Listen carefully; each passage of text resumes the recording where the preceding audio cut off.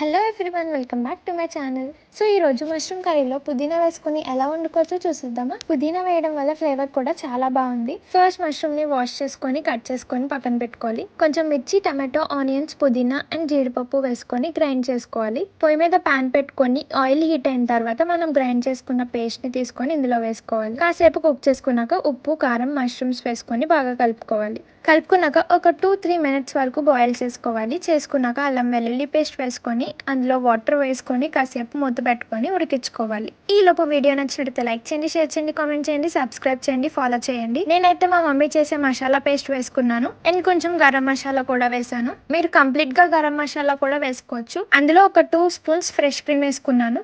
Taste బాగుంటుందని చెప్పాక కాసేపు మూత పెట్టి ఉడికించుకోవాలి. తర్వాత మంచి ఫ్లేవర్ కోసం కొంచెం కసూరి మేతి, కరివేపాకు, పుదీనా వేసుకొని బాగా కలుపుకొని మూత పెట్టేసి కాసేపు కుక్ అవనివ్వాలి.